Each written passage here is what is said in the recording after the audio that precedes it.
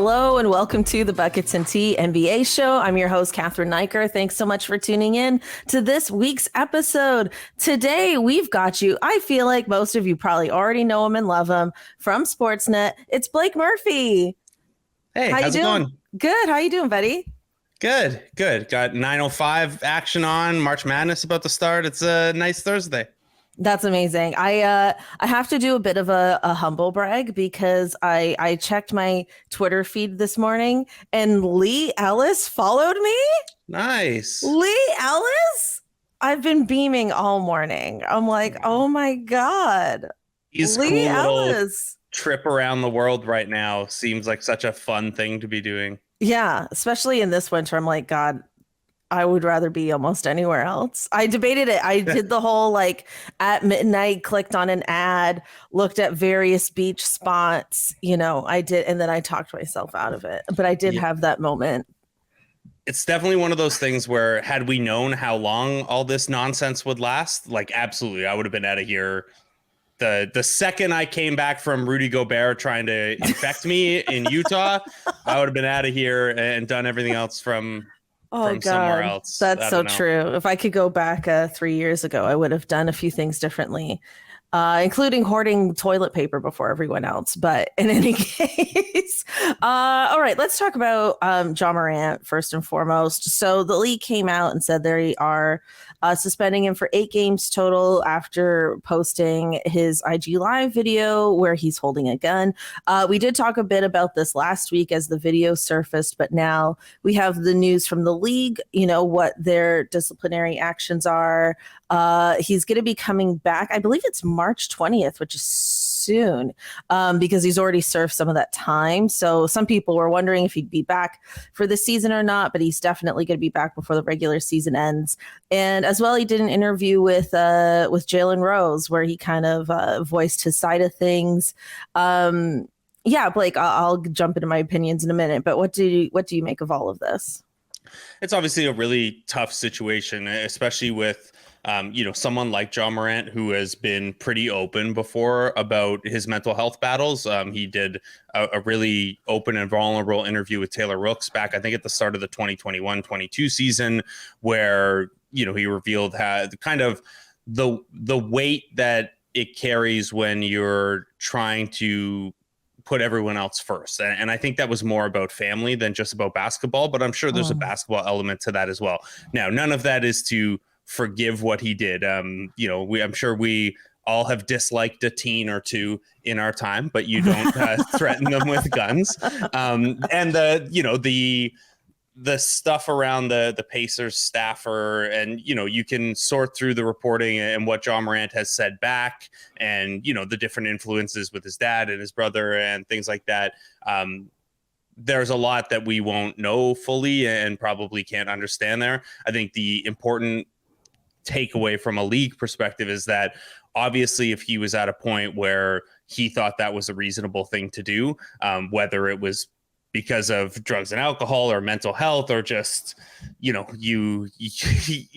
seen a lot the last couple of years in the world in general, where if everyone kind of is coming at you from one side, it could push you to the other side of things. And there was a lot on him and a lot of talk around him. And, for someone who does have mental health stuff that he's dealt with, who does have, he talks very openly about the impact of his family, and it sounds like I'm excuse making for him. I'm not. I'm just trying to highlight that there's a lot here that we won't and can't know. The important thing is that if you get to the point where you're flashing a gun on Instagram Live and you think that's either funny or acceptable, something has to change and something has to, you have to step away and reset. There's an element of me that's a little cynical in terms of what else are you going to do and say afterward, other than, yeah, I'm getting help and I'm going to seek counseling and I'm taking these steps with the team and these steps with the league, but at least it's been swift. At least it's not something he's pushed back on. And I think from the league perspective, the 8 games here and him being eligible to return March 20th, he had already missed a bunch of that time, right? They basically suspended him for time he'd already kind of self-suspended. The paycheck changes, but I think it's important for the league to make it seem optically like they've done something here and they're on top of it, and also make sure, one of the most complicated parts about figuring out whether Morant would be punished here was that there's no precedent for this, right? Like there's the Gilbert Arenas Javaris Cretton thing, but the precedents for anything related to gun possession or glamorizing guns or anything like that in league history are 0 games and 50 games. And those were the two precedents that the league had to work from. So I think even if they don't consider this like a punishment beyond what Ja and the Grizzlies were already working toward, they at least now have another precedent on the books for if this ever happens again. My hope would be that as part of Ja's return to play, there's, beyond the interview that you referenced, there's more, maybe not immediately, but some element of openly discussing why what he did was, rooted in some problematic behavior. And, I don't know, maybe they'll have him do some gun violence PSA kind of stuff, similar to when Carmelo Anthony, had his part in the Snitches Get Stitches video back in the day and kind of had to, do some rehabilitation work for his image and for, the league's relationship with those things. Again, this is a bit of a rambly answer, but I'm trying to be sensitive to the fact that there is a lot going on with a player that we don't see, but also what he did was just downright stupid and pretty freaking goofy. Here's my gun at the, I don't know. And then you also get into the element of like the New York Post tripping over themselves to clutch pearls that he gave singles to a strippers and played rap music at the club. I don't know. There's a lot of nonsense to pull apart from this. I think the important thing is from the sounds of it, and I've only seen the highlights from the interview you're referencing, but hopefully Ja's in a place where he feels comfortable to return on March 20th. And kind of the next steps beyond his return to play are, the same level of openness and vulnerability Ja has shown in a number of different ways over the years about why this was a problem and what he's learned from this process. Yeah, I mean, I think you've made a lot of great points, and I've been a little cynical in terms of just the whole PR approach of it all, but I do think he is handling this as well as anyone could. And when you talk about precedents, it's the thing with Gilbert Arenas is that those guns were in the locker room. And I think it being within an NBA vicinity, ups the ante. And then also that was in the David Stern era. And Adam Silver has been notoriously more hands off, I would say, in comparison. And I think, Adam Silver's approach is very much about how do we, get the games back? How do we get Ja back? Where David Stern would be how dare you make me look bad? Mm-hmm. You know what I mean? That's kind of the huge difference between those two. And I agree. I think this is in part, it's some parts a mental health thing. And I think it's some parts just a young kid making some mistakes. And I think there's been a lot of spin towards the mental health angle. I think in terms of being able to manage his reputation and the league's reputation and things like that. But I do think, both things can be true. And I also think, I was saying this last week, that I think this video in a weird way is one of the best things that could have happened to him, because it sort of forced him to take pause before anybody got severely hurt. And I think ultimately for him, this will be a good thing, or at least I hope it will be. Yeah, I hope so too. And I think that's what we have to hope the takeaway here is. And I think that's a great point about before things, getting this dealt with now before things got any further. I think the David Stern thing is why it can be a little difficult to, talk about this with the proper nuance. And obviously I'm a white man covering a predominantly black league. And in the David Stern era, that was not something people paid as much attention to. And David Stern certainly went there are certain parts of language that some people still use around certain basketball player behaviors that have no place in 2023. And basically you can trace back to David Stern. I mean, a number of decisions there, but the dress code, for example. Yeah, I was going to say, if you don't wear a 42 regular, you're suspended. It was, and a lot of that was about, they would tell you improving the viability of the league and reaching more corporate sponsors, et cetera. But what that implies is that if you are Black and you present as someone who grew up in Black culture and that's where you're from and how you were raised and the way you are, that is not viable for the league. And that's a really shitty pathway to go to. Oh, sorry. Can I swear? Is that okay? Yeah, you can swear. Okay. That's a really shitty pathway to go down and a very shitty kind of moral pathway that follows from that. So I think we have to be careful with that. And I think I'm sure there are some people who were quick to draw connections from Ja Morant being at the club with a gun to prior eras of the way certain white media talked about Black basketball players. And that's something that we all have to avoid, but especially someone in my position or people who look like me who are covering this stuff.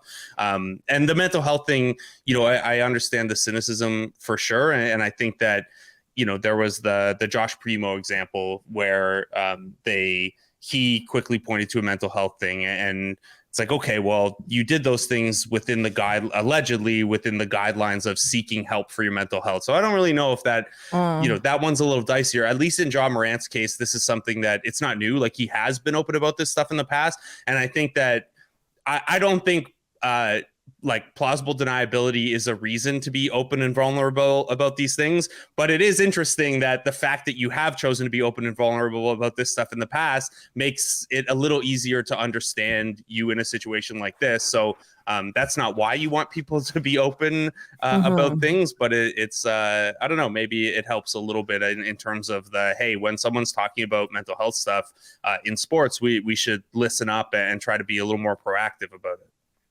Yeah, I think that's very well said. I completely agree.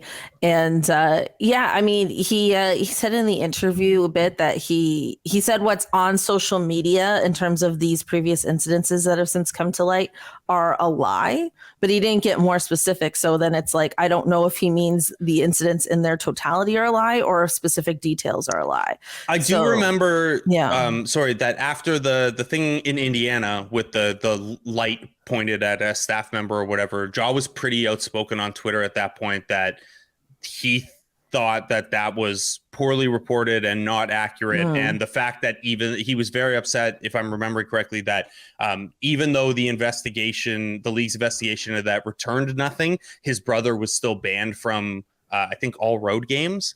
And he was pretty upset about that. So I'd imagine that's what he's calling back to, but I've only seen the clips. Right. Yeah, no, that's fair. I mean, I think ultimately at the end of the day, like, we're all rooting for him and we want him to do well and be well. And a very bizarre incident, but I think overall has been handled in the best way it could be. And we're going to see him back on a basketball court pretty soon. Just in time for the playoffs, which this stuff isn't really related to the product on the court, but that was selfishly, that has been and still is a really, really fun Grizzlies team. And if you can get past the ancillary stuff, Ja Morant is one of the most exciting players in all of basketball. And I think that's where, that's not related to glamorizing guns or Ja's mental health or whatever. But like, we are at the end of March here, and that's an element. And I would imagine that's an element of why the league wanted to move quickly on this and was willing to look at the time Ja had already missed as kind of, suspension already served rather than tacking on games on the end of that, because there's also probably an element of, and you'd have to talk to Ja Morant about this, but imagine when things are going a little more smoothly, like having access to basketball and your teammates and being around the team and stuff like that. Like, we've heard Pascal talk about how his mental health suffered when he was away from basketball and away from the team. And that's a big part of your routine and your identity and your self-worth. So there's an element of that there too. There's also an element of, the league. I'm sure Adam Silver is not David Stern, but he's also, we got a playoffs to focus on here. Let's tie the bow on this by the start of the first round. Yes, absolutely. Another person I wanted to talk about this week is Damian Lillard. I love Damian Lillard. He did a very interesting interview this week where he talked, this clip went a little bit viral, where he talked about how the league has changed and how the regular season doesn't matter anymore. And he thinks the discourse around that is very toxic. And I think he was specifically talking about ring chasing and how like the league's all become all about ring chasing, and sort of goes counterintuitive to what he's chosen to do with his career. and how what he's chosen to do with his career should have more value. Which I thought was really interesting. You can definitely find the clip online if you want to see it in full. But Blake, I sent this clip to you. What did you think? It's an interesting thought experiment. I don't agree with some of it. I think rings culture has always existed. Like, there's a reason that from the second Charles Barkley entered the basketball media landscape, I was absolutely going to mention Charles Barkley. Yeah, you've never won a ring. You've never won a ring. And like, yeah, it's a joke to some extent, but it's also like, from the moment he retired, like along with Karl Malone and maybe Elgin Baylor, is like, yeah, you're the best player to never win a ring. And that has hung with him. And it's something that, Reggie Miller got criticized for it. When Steve Nash hung it up, it was a part of his thing. Patrick Ewing, it continues to fall Chris Paul to this point. And Chris Paul's a part of the modern era, but Chris Paul's like my age. He's not Dame's age. So that's at least a few years back. So I don't know that there's merit in that it's new, other than the media cycle is a little thirstier now and more aggressive. I think there's a good point to what Dame's saying, though, in that, there are 82 games a season and we all watch them very intensely. And yes, the 2019 Raptors championship was awesome. And it's the best thing I'll ever get to do as a basketball fan and as a sports media person, probably. But at the same time, like, it is not the only time I have enjoyed or found value in the Toronto Raptors over the last 25 years. Like, there's a lot more to basketball than just the championship. And I think it's not the best for the league when it gets as polarized as, if you are not a top 3 title contender, you should be absolutely blowing it up and tanking. Like, have you watched a Houston or San Antonio or Detroit or Charlotte game recently? It is unwatchable basketball, especially when those two teams go up against each other. And that's not great for the league. And I think the new playoff format has actually helped, at least in the Western Conference, because so many teams, like, there are 11 teams in the West that are playoffs or bust this year, and probably like 7 or 8 of those would be really disappointed with not getting as far as the Western Conference Finals. And there are obviously only 2 spots for that. So that's great. And Dame's kind of a victim of that, because Portland's having another not great year and they didn't tool up around him in an effective way. And I feel for him. He's also 32 years old now, and how many more years can he score at a 30-point a game level? I don't know. So he's probably starting to look at, what is my career legacy? Am I, point guard Karl Malone, point guard Charles Barkley? Maybe. It's also an interesting conversation as someone who is a huge lifelong DeMar DeRozan fan, because when DeMar made the All-Star team this year, I started looking at the history of guys who made 6 All-Star teams, and like 90% of them made the Hall of Fame. And DeMar is going to finish his career probably in the top 25 all-time scoring, maybe even the top 15. And we're gonna look at this DeMar Hall of Fame case, and while he's one of the greatest and most voluminous and most prolific regular season performers in league history, like let's assume he has 3-4 more years at this level, we can say that he's one of the probably top 25 best regular season players when you factor in longevity. And he has not had an ounce of playoff success.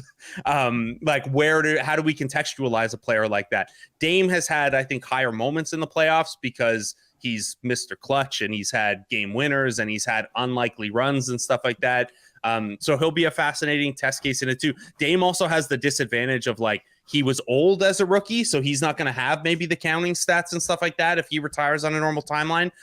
So again, I feel for him, but I don't think any of this is really new. I don't think that's a thing. I think the league should continue to investigate ways to make the regular season really matter. And again, we're headed for a last month here where every game in the Western Conference feels like it really, really matters, because all those teams, including Portland, have so much on the line. But I don't think you can, like, the championship is the championship. And I don't, like, short of the top of the table just wins soccer style, and then you have some sort of Champions League after, like, I don't know what the solution would be. So feel for you, Dame, but this isn't really new. And there's to use an old Blue Jays David Priceism, if you don't like it, pitch better. win a championship, then not that you could do it solo. But yeah, I feel for you a little bit, but not all the way. I mean, I think what this is really about under the surface is Damian Lillard, the league incentivized staying, right? And he made his choices. He made a lot of money, but I believe he wants to be publicly validated for those choices. Right. And I think that's really what this is about. Like, and I think, because we've already said it, it's like it would be revisionist history to suggest that rings matter in the culture of the NBA now more than they did in the past. Like, that's just not true. But I really think Damian Lillard is, in a way, and a lot of players do this, trying to control their narrative. And I think that's what this interview is about. Now, that, again, is maybe a very cynical take on my part, but I believe look at his relationship true. with Chris Haynes over the years, right? Like every time a star gets traded, or it's the trade deadline, or July 1st free agency, like how many times has there been a Dame article about Dame staying in Portland that like comes out of nowhere, is completely unprompted, just like middle of the third quarter, he misses a mid-range two, and he's like, "But I'm staying in Portland." It's like, okay, man, we get it. So I don't think you're wrong to be cynical in this case. He does seem to have, over the last couple of years, a pretty sharp awareness of that and how that is all perceived, and how he kind of needs to lean into that, I think. Yeah, and I think the more if we are continuing to trend towards the regular season not mattering, then that impacts his overall legacy.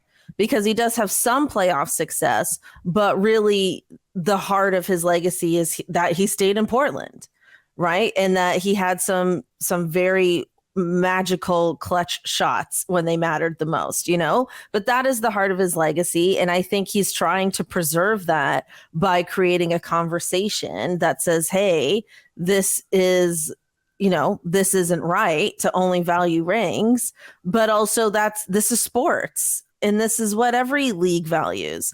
So I don't know. I mean, I think he's right in terms of the regular season mattering less, that is something that has trended significantly more, especially in the last 5 years, even in the last 10 years than previous. So that is new, but not the fact that like rings matter. Yeah, and I think that's fair. And, you can only do so much to bump the regular season mattering back. And like part of it historically has been the MVP race. And now everyone's just so sick of that too, that I don't really know. And like, I don't know. I do think the play-in helps. I don't think it helps much in the East this year, because all those teams are just like, none of those teams has a prayer of winning a playoff series. Yeah. But if you're in the Western Conference, like I think a handful of those teams think they'll be able to actually win. So I don't think you'll ever in any league be able to solve the kind of January doldrums. Like the NHL has run into it really, really badly this year, because they've actually changed the playoff format to make things worse. Where like the Maple Leafs, for example, have known who their first round playoff opponent is going to be for months, and it's still a month out from the playoffs. And it's like the mathematical chances of it changing are almost zero. And that's when the regular season really doesn't matter. Your playoff seed and opponent are locked in like months in advance. At least in the NBA, like to the amount you care about home court or who your opponent is and stuff, there is still some stuff to play for, at least in the West. Mm-hmm, mm-hmm. Yeah, that's very true. Okay, let's move on to I want to talk championship favorites with you, Blake. Wow, rings culture, Cathryn. Rings culture. I'm leaning into rings culture. We started off this season with the league being pretty much wide open, but I think as we narrow down towards the playoffs, some favorites are going to emerge, and I think they have. So I wanted to ask you, who are your top 5 favorites to win this year? Top 5. Okay. I think there are 8 teams that could conceivably win the championship if everything breaks right. Memphis is kind of the 8th one, where we'll see how all this stuff plays out and if guys can get healthy and stuff. But I think, unfortunately, the 2 favorites right now are both from the Eastern Conference, Milwaukee and Boston. I think part of that is, when you're coming up with who the title favorites are, you got to look at the path. And both of those teams are going to have pretty easy first round matchups. They're going to play Miami or Atlanta or Toronto or Washington or Chicago or Indiana. Like those are not threatening. And if you can win a first round series in 5 games and the teams you're playing from there have all been through hell on their way, small amount of iron sharpens iron maybe, but Milwaukee and Boston have also been on big runs in the playoffs recently. So I think I would probably have Milwaukee, Boston 1-2 at the top. And that's not to say I necessarily believe they're better than all the West teams, but none of those, there's no easy matchup in the West anywhere. I think in the West, Phoenix is probably my favorite to get out of there if we assume KD will be back in time. The margins in the West are too small if KD's not back in time or he's not 100%. But as long as he is, he's in the mix there. I kind of think the Clippers are still sneaky threatening. They have looked pretty bad since the deadline, and some of their deadline moves in retrospect don't look great, but their numbers this year and in general over the last couple of years, when Kawhi and Paul George are both healthy, are ridiculous. And when they're both on the floor together, which they'll be for 30 plus minutes a game in the playoffs, they're ridiculous. So I still have a measure of faith in them. And 2 weeks ago, I probably would have had Denver in this last spot, but I won't, because they are completely unraveling. The other team that I would have in the mix that's not going to make my top 5 is Philly. And I think they have the talent, and Joel Embiid is absolutely on a level right now where he could be the most dominant player in a dominant championship run. But I don't have a lot of faith in some of the role players and Doc Rivers. So the 5th one is the Golden State Warriors, and some of that's just respect. Because they're the Warriors, yeah. You're the champs till you're not the champs anymore. I know the Wiggins thing kind of hangs over everything, and obviously hope everything's okay with him and his family and everything. If they were to get him back, given how good they've looked since Steph came back, and the fact that, you know, if any team has the ability to flip the switch in the playoffs, I believe it's them. You get Wiggins back in there, I think they're probably the team that none of the higher seeded Western Conference teams want to draw in the first round. So Milwaukee, Boston, Phoenix, Clippers, Golden State is I think my answer. I have the same 5, but I'm going to go a step further. I would pick Milwaukee over Boston in the Eastern Conference final. I just think they are a step ahead, and Boston struggling. And I also just want to see the Boston media flailing all summer long. So that's very satisfying for me. And then in the West, I agree with you. Although I will say, like, I think with the Warriors, I know nobody wants to count them out and they've earned that respect. I think too many things just haven't gone their way this season. They absolutely will not win without Andrew Wiggins.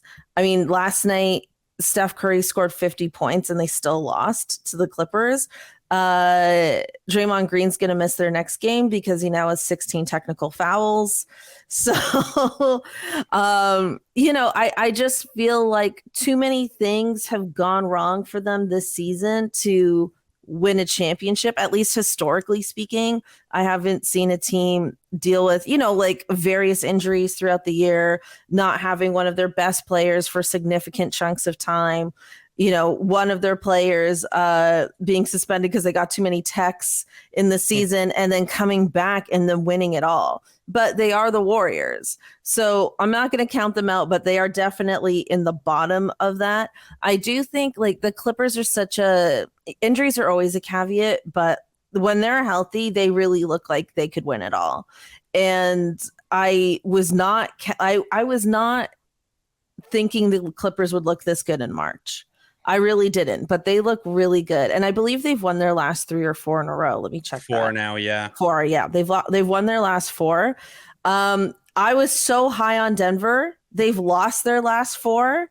And they look so bad. They just they looked really bad against us the other night. It's so frustrating because they're supposed to be in the perfect situation for a team, right? You have title aspirations, and you're so far ahead seeding wise. With a couple weeks ago, you could just focus on, hey, we'll get Jamal Murray some nights off for his knee. We'll get Jokic some load management nights off. Everything's supposed to be just like gravy at this point and getting ready for the playoffs. And instead they're imploding and like taking shots at their coach, and the media is like, I guess not media, but Matt Moore likes to retweet very upset Nuggets fans calling for Mike Malone's head, like 15 games from where you're going to be a 1 seed in the playoffs.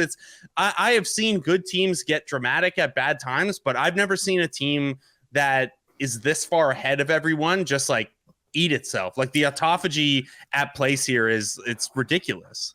There was one play during that Raptors game where I can't remember who, if it was Jamal or someone else, but they were throwing the ball to Jokic and he wasn't expecting it. It just like hit him in the head. Do you remember that? I mean, it was very goofy and funny. And the first thing I thought was like, you're the reigning MVP. How are you not expecting the ball? But it's also, aside from it being funny, it's also just speaks to a greater thing about just like a lack of communication at this point in the season that you don't really expect. And just like a lethargicness to them as well. And, Draymond Green, when he was going back and forth with Dylan Brooks last week, he was like, March, I don't get up for March. And I was kind of like, you sort of need to get up now, buddy. Like, it's kind of time. Like, what do you like? I would understand that more if it was January. You know what I mean? But it's March and you're 6th in the West. Like, start getting up. Like, that is really frustrating, And I feel like the Nuggets, even though they're not as talkative as Draymond Green, they look like they have that same attitude, and it doesn't make any sense to me. It doesn't. I at least understand it with Draymond and the Warriors because they've done it so many times. They at least know when and how to start ramping things up if they do get to that point. So I will trust them a little bit more. The Nuggets, no. You need to, like, you can lose some games and you can get guys nights off and stuff, but you can't lose every piece of like good vibe and chemistry and stuff like that. It's something else. It's been wild to watch. And there were some, like, you could have reasonable concerns about them as a playoff team, even when things were going well, because, they were topping out as like the number 11 or number 12 defense. And it's, that's going to be a tough trip through the Western Conference playoffs if you're a pretty offense heavy team. And now it's just like, they're not even competitive night to night. It's not like the Raptors had looked very good lately and then came out and hung a franchise record points on them in one quarter. Mm-hmm. It's a tough one. I got to say, I feel bad that I didn't include the Kings. Like, the absolute best case scenario final is Kings versus Knicks. I don't know how it would happen. I don't know, like, all the things that would need to go wrong for so many We would teams. all lose our minds. Well, I tweeted the other day when TNT aired a Kings versus Knicks game on a Thursday. And I was like, I don't know if this has ever happened in the history of TNT NBA broadcasts. A Kings-Knicks game. Like, I was like, this is kind of historic in a way. And it was awesome. It was a great game. And it was awesome. Yeah. Yeah, I know. Nobody's counting on the Kings going very far. I mean, it would certainly be disappointing if they were out first round, but I mean, they just don't have the playoff experience. They just haven't been knocking on that door over the years the way you expect championship teams to do. So, I mean, I think this is the beginning of a very good run for them. The light the beam thing really does remind me of the beginning of the We the North era. Oh yeah. And it has those feels to it. And I do think there's a championship in their future, but I just don't think it's it's not this year. Yeah, it's tough. And they're like statistically like pretty by a good margin the worst defense of any playoff team right now. So it gets, again, like how difficult the West looks. They're the best offense in the league right now, but also they can't stop anyone. So can you win playoff games 130 to 127? Historically, no. But maybe this year with offense exploding as it has, and so like every Western Conference team being so flawed, like, I don't know. Maybe you can. Maybe you can if you have Domantas Sabonis and De'Aaron Fox, who is going to be, I think we can lock it in now, the first ever winner of the new NBA Clutch Award. I don't know. They're so much fun. And then the Knicks are actually just like, it's so weird that they're just like a good, solid, all around, well-built team. It's like I'd expect the Knicks to do more like what the Kings are doing, where they're just like, there's one outlandish thing we do way better than everyone else. Like the year they won 50 plus with Melo, where they were like, oh yeah, we'll be the team that shoots a lot of threes right before everyone starts shooting a lot of threes. That is more Knicks to me, but they're just like, no, they're just a really good basketball team. It's bizarre. It's a weird time to be an NBA fan. It's a very weird time. It definitely feels like a transitional time. We're in between eras, if you will. One last team I want to talk about is the 76ers. They've won their last six, and they could potentially chase the Celtics for that number two spot in the East. I mean, that 1-2 has felt pretty locked all season long, but I feel like they're only 2 games behind. And, they could snatch that at the last minute. Like when I think about the Sixers, it's like they are that team that has been knocking at that door for years now. And they feel due to make an extensive run, right? Like they can't have another second round exit. They just can't. I'm with you. I think if you have a second round exit, you're going to have, and you've had multiple head coaches, multiple GMs, multiple co-stars during this era. First of all, it would just like we talked earlier about Dame and the no championship stuff for Chris Paul. Like if James Harden goes on another non-run where he has an MVP co-star, and I like James Harden a lot, but I don't know how you resurrect the reputation as a playoff performer after that one. I would like to see it for Embiid. I know after the Raptors years, it can be like a little touchy to cheer for Embiid, but I think he's incredible. I think it'd be really good for the game of basketball to see him break through. We saw how much it meant to African fans when Pascal had those moments and Serge had those moments. Well, Joel Embiid doing that as maybe the MVP and the best player in the world. Of course, Giannis as well with his Nigerian roots. So I think it would be great for the growth of the game. I think Tyrese Maxey's awesome. Mm-hmm. I am still a little skeptical about Doc Rivers' playoff coach, and I'm still a little uncomfortable with playoff James Harden and the fact that Tobias Harris some weeks looks a lot older than 30 years old. Not God, like he's only 30, eh? Yeah, like not. I don't mean like birth certificate wise. I mean like there's a lot of miles on Tobias Harris at this point. He's 30 years old and he has like the longest basketball reference page because he's been traded in season like 1 million times too. But yeah, he's been in the league since like 2011. Yeah. But it's starting to show. I know he's the guy who like his role is the one that has to change as other guys come in and out of the rotation or in and out of the roster and stuff like that. It just, I don't know. The Raptors treated him with not a lot of respect in the playoffs last year. And he wasn't really able to make them pay for that. And these Milwaukee and Boston teams are significantly better than that Raptors team was last year. So I'd imagine they do the same. But neither of those teams has a guy who can guard Joel Embiid. So we'll see.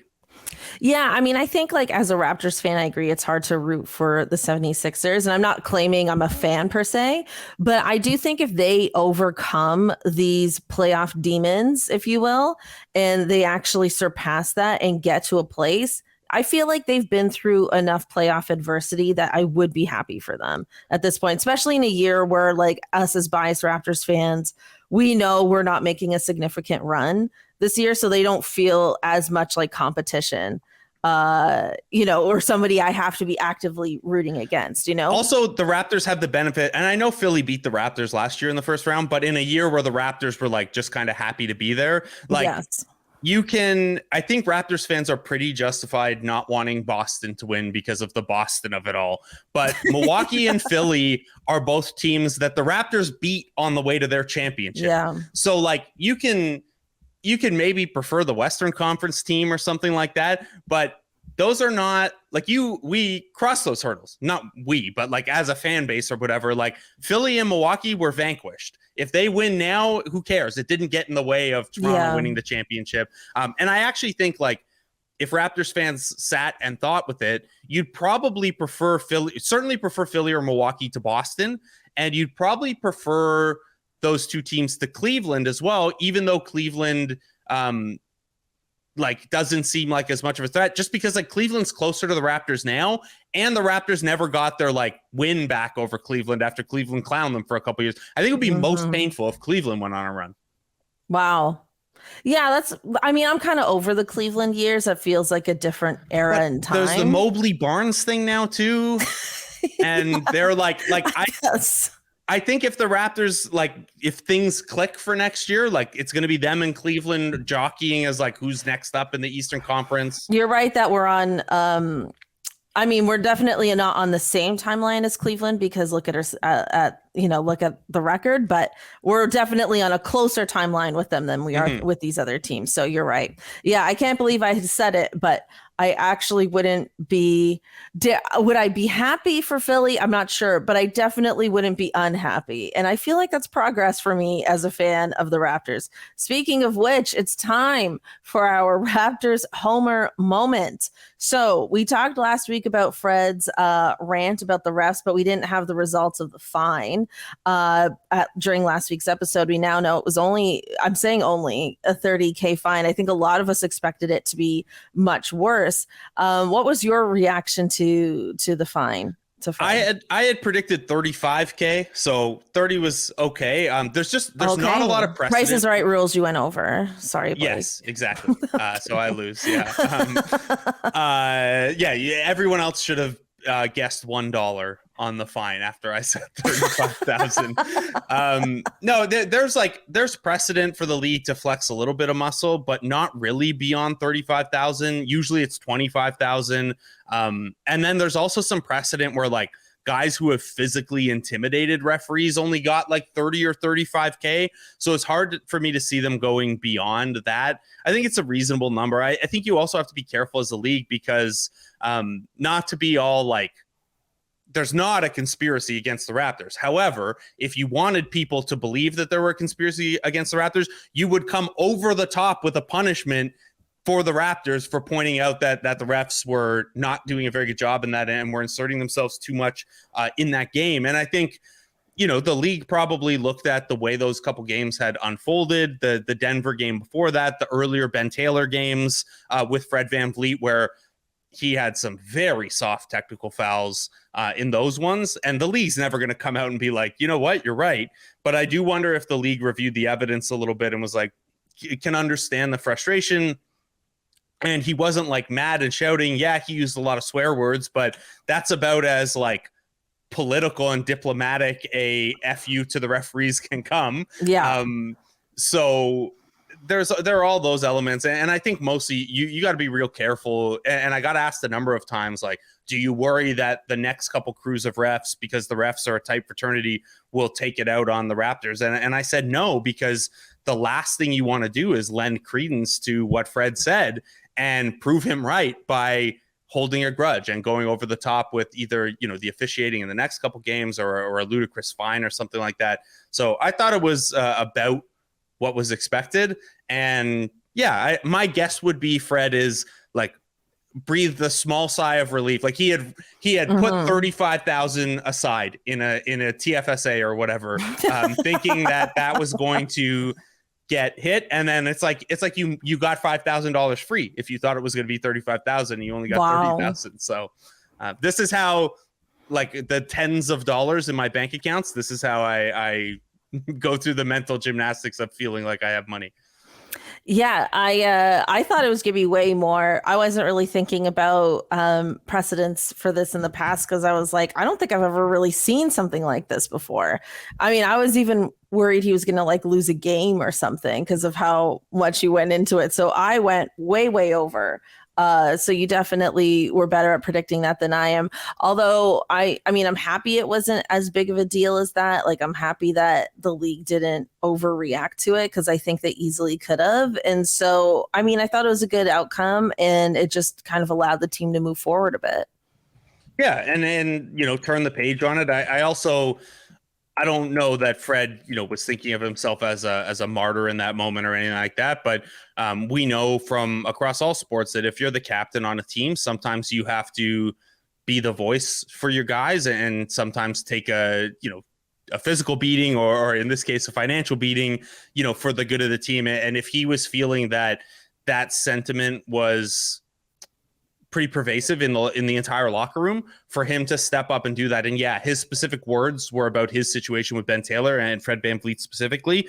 But if that was a boiling point for the entire team, and to his point to Ben Taylor, which was just, hey, I got a tech for telling my guys to play through your bullshit. If him getting that fine is a way of him kind of, it's kind of an avatar for guys, we got to play through the bullshit. I'll handle this. Like, let me eat the fine. It's the same thing, when coaches are, mouthy or whiny or whatever. I don't have that much of a problem with it as long as that signals to the team, let me be the one getting in trouble with the refs. You guys focus on the next play. If there was an element of that for Fred as well, I think that's great. And we haven't really heard ref talk since then, right? Mm-hmm. That's true. Speaking of, this past week has been interesting. The Raptors got several days off after that. I'm going to call it a pretty terrible Lakers game. And then we came back and we had a really good game against the Nuggets, although that is also, as we said before, part them imploding and part us having a good game. So I wanted to ask you, like, do you think we can capitalize on this momentum? How do we capitalize on this momentum? Is there a reason to be optimistic left at all? Because after that Lakers game, I felt pretty low on this team. But then Denver, and then I was at the game and I had a couple vodka cooler spritzer things. And then I started feeling a lot better. I wish I'd known. I would have come said hi. Yes, I should have messaged you, but I was in the nosebleeds, chilling. I was even nosebleedier. I was up in the gondola that like hangs over top of everything. So but I did come down with the humans and say hi to some friends around halftime. So oh, nice. But I don't have a ton of confidence in the world in this team, and I don't want to be overly negative, but I think I don't see any separation really in terms of team quality between 6 and 11 in the Eastern Conference. Like day to day, which team do I feel best about between Brooklyn, Miami, Atlanta, Toronto, Washington, Chicago? It changes by the game. I think Miami's probably the best of those teams, but they've also had the lowest lows. Brooklyn is probably the most fun, but they also can't really win now that they don't have, Mikal Bridges has been awesome, but they're really coming down to earth. The Raptors actually, of all those teams, have the best recent track record, having won 48 games last year and having had a good playoff series. But for whatever reason, anyone who's not the starting five, just like any lineup that's not the starting unit, just cannot do anything right now.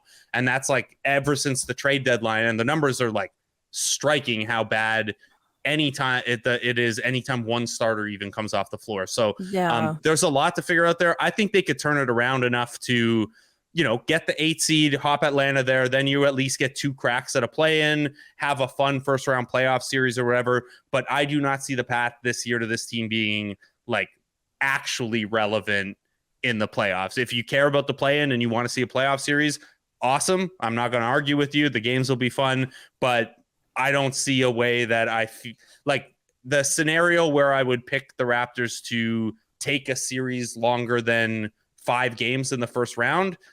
It's hard to see right now with 13 games left. Yeah.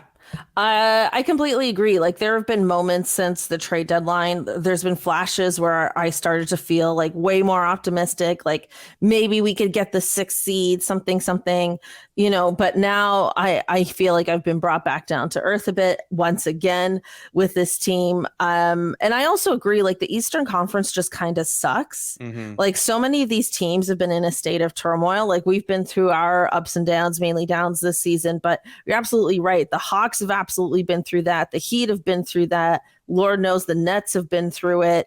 I mean, we're all kind of in this state of just what the hell's happening with us. The Bulls even, so it's been a weird year overall where I think all these teams had higher hopes and expectations versus where they landed. And I think where we were for so much of the season, the fact that we're in the play-in conversation, I think is an improvement. I mean, I was never team tank, so that's good for me at least. But yeah, I think, right now we're 9th. I don't think we're going to play ourselves out of the play-in at this point. I think we'll be there. Getting 2 cracks at it would obviously be nice. I don't know if I want to see us in a playoff series. I feel like I'm conflicting myself because obviously like I root for the team to win. I want to see the team win, but there's a part of me that's like, I don't want to see us get swept to the Bucks or to the, to the Celtics, to the 76ers if they get up there. Like I don't want to see that. And I don't know if that will be fun for me. Yeah, I I'm don't. selfish. I'm contradicting myself, and I feel as a fan I'm in a weird place. It's the play-in tournament of fandom, right? Where you're in this in between where you don't feel good about the playoffs, you don't feel good about tanking. You're just sort of there. The position in the standings trickles down to the position that fans are in. Here's the other one for you, though. If they lose the play-in, so say they finish where they are now, and they were to lose the play and not get through, still get like 2% odds at the number one pick, and like I think 9 or 10, 11, like 10 or 11% odds at a top 4 pick. So maybe you can team tank can still get like a little taste if they lose the play-in. Yeah. I haven't been following the draft beyond Wemby and Scoot, so I don't really know who's. Now's the time. It's March Madness starting momentarily. Now's the time to jump into it. Yeah. But so I have no idea who we would draft her, but that's looking way ahead. But yeah, we're kind of in a weird place. And, the off season, we're going to have lots of interesting conversations because I think there's going to be a lot of interesting things happening in the off season, but that will be for another day. Blake, I believe it's time for my Raptors hottie highlight of the week. And I think I'm going to give this to OG Anunoby. I think OG's had a great week. He had 24 points against the Denver Nuggets, and he is in an annoying Staples commercial. How dare you? Congrats to OG. I mean, it's better than him just showing off how smooth his shave is, like whatever this gesture is. I mean, at least he's got lines in this one. Yeah, and I can't handle the shaving commercial, and I apologize to Gillette because they sent me each razor, and I still haven't. You can see my beard's pretty long right now. I have absolutely. You know what? Gillette hasn't sent me anything, and how dare they? Well, I hope whoever bought those razors does not like one thing. It's one thing to like look at Steph Curry and be like, oh, that's how he shoots threes. That's how I want to shoot threes. If you shave like OG Anunoby shaves in that commercial, you will have no skin left on your jawline whatsoever. It makes me cringe every single time. He's like clearly using a razor without blades in it, or something like that. But because like the motion is just like half your face would get removed, OG. See, I didn't know that. That's it's awful. That's insight for me. But that would make sense that they would have a prop razor on set. I'm sure that's very true, that it's just a prop and there's no actual blades in it. Friends and that's why he turned can on. They were just like, campier, do it more. Do it Exactly. But now he's in a Staples commercial with lines. He's really, utilizing his monotoneness in it. So, we get to watch that for the rest of the season. Yeah, I like them. I also, as someone who... Yeah, I don't know. I was going to tell a story that I probably shouldn't tell. Not like a bad one, just it makes me look like an unprofessional person. But no, I saw OG at a game this year, and it was the first time I'd seen him in a couple years because of the pandemic and my changing role and stuff like that. And I got like a little, like the close pull-in hug from OG at one point. And the guy who doesn't get it in the commercial, I feel for him because it's like... If I was in that spot, I would go for it too. I would want that hug from CEO OG Anunoby. He looks like he gives good hugs. Yeah, I had heard that about Scotty Barnes. Like Scotty Barnes at Summer League the first year, like basically asked Raptors PR if he was allowed to like physically greet me, and they were like, "No, dude, we're in a pandemic. Everyone's like masked up, and you have to do interviews from like 10 feet away. You cannot just be hugging media." So I haven't had that one yet. You know who I think like all-time Raptor probably gives the best hugs? This is not from experience. I haven't hugged them all, but Marc Gasol always struck me as a guy who would give amazing hugs. Like, am I wrong? Like he seems like he would give tremendous hugs. Yeah, I agree. Also, it's like he's so tall. Like your head would just be buried in his chest. Yeah. Oh, I love Mark. I miss him. But this is the content we want on this show specifically. I want to know who gives good hugs, But in any case, Blake, thank you so much for joining me this week. I really appreciate having you on the show. For all our listeners and people watching on YouTube, let us know where people can find you on the internets. Yeah, I mean, I'm on Twitter, Blake Murphy ODC, and yeah, Sportsnet stuff, Jays, Raptors, Leafs, whatever. I actually have an OG piece. We're talking right now at 1 p.m. on Thursday, and it will be out like literally by the time we end this call. Oh, A big OG amazing. piece. It's impossible to like quantify his defense or even like put it in proper context, but I tried. And there's also some reporting in there on some stuff, some new stuff that could be coming in the next collective bargaining agreement that doesn't make it a sure thing, but it makes it like slightly more possible that OG would be open to an extension this offseason, because they're loosening the rules around extension and giving teams a little more flexibility on what they can offer their own guys to keep them. So maybe like a small bit of positive for OG's future.